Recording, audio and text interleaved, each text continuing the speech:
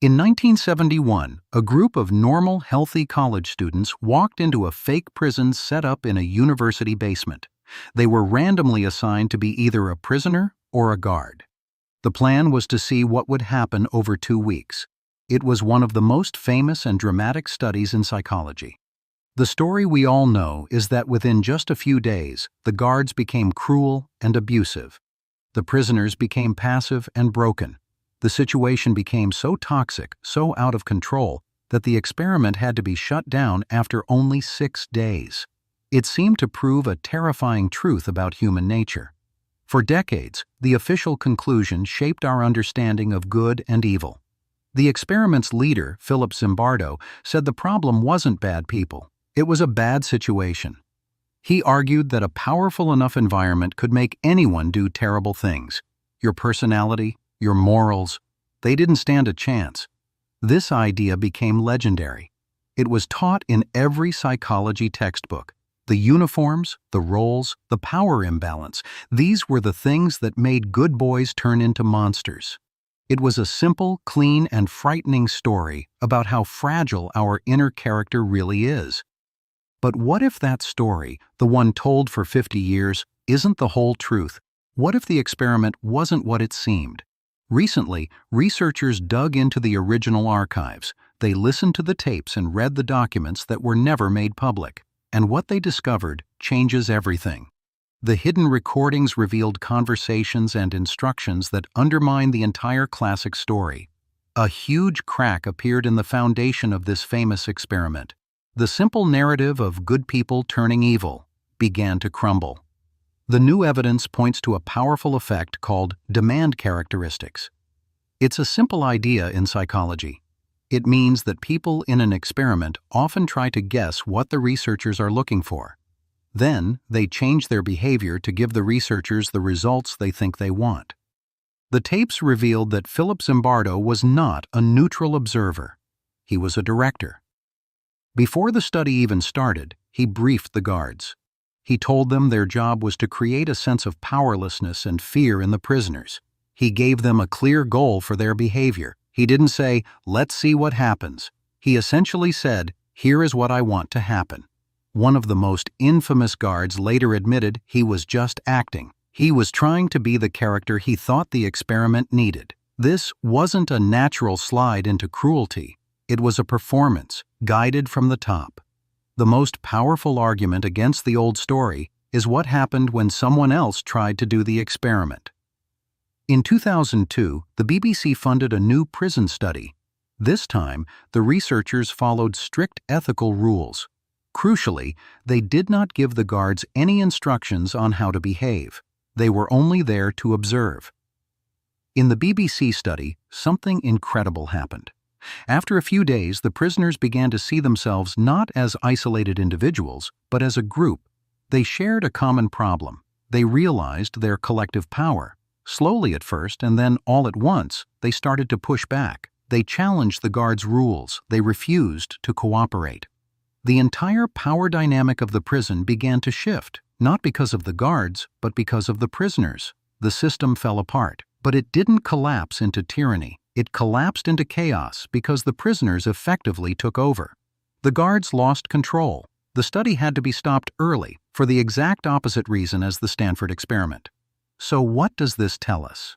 The situation, the prison itself, wasn't the magical ingredient that turned people good or evil. The truth was far more complex. It had to do with how the people involved saw themselves. This is the power of social identity. We don't just passively accept the roles we are given, we actively decide which groups we belong to. The BBC prisoners united together. They formed a shared identity as a group fighting an unfair system. The Stanford guards, however, formed a different identity. They saw themselves as part of the research team. Their group was them and Zimbardo. They weren't just being guards, they were being good helpers, trying to get the result the lead scientist wanted. This reveals what we call the Acorn effect. A single instruction, a tiny seed of an idea, can grow into a massive, unshakable reality.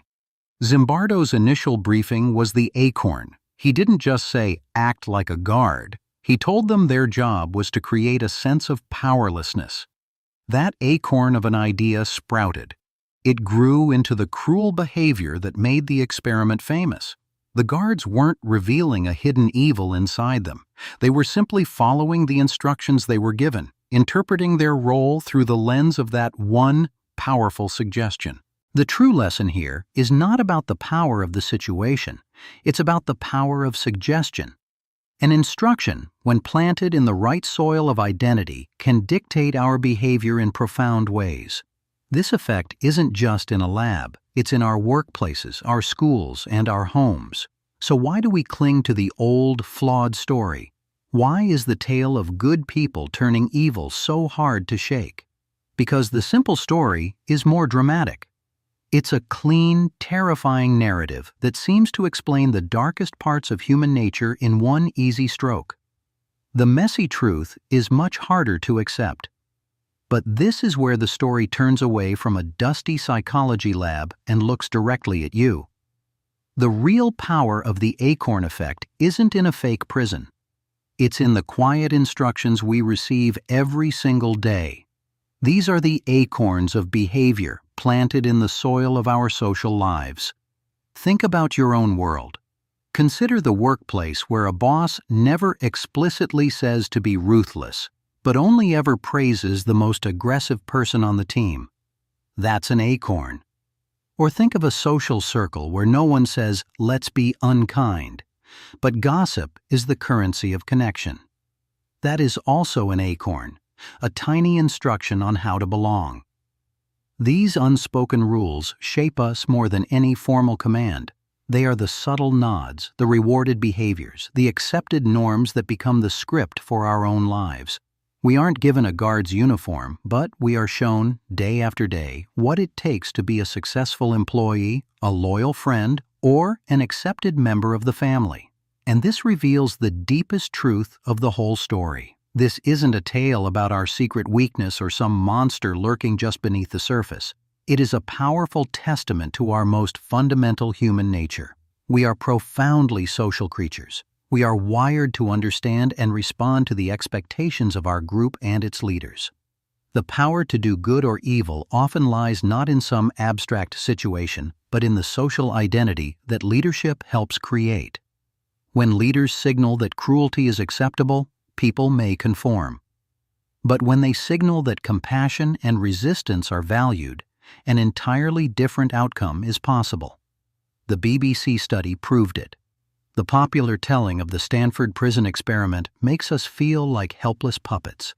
It suggests that if the circumstances are right, our strings will be pulled and we will dance to a terrible tune, whether we want to or not. It's a story of inevitable failure. But the real story, the one with all the messy details and counter-evidence, is far more hopeful. It shows that we are not doomed to simply play out a script written by others. By understanding the power of suggestion, social identity, and those tiny acorn instructions, we stop being passive subjects in an experiment. We become active participants in our own lives, capable of questioning the roles we are asked to play. The popular story of the Stanford Prison Experiment is a chilling warning. It suggests we are all just puppets and that a bad situation will inevitably pull our strings and make us cruel. But the real story, the one hidden beneath the drama, is actually far more hopeful. It isn't a lesson about our automatic moral failure.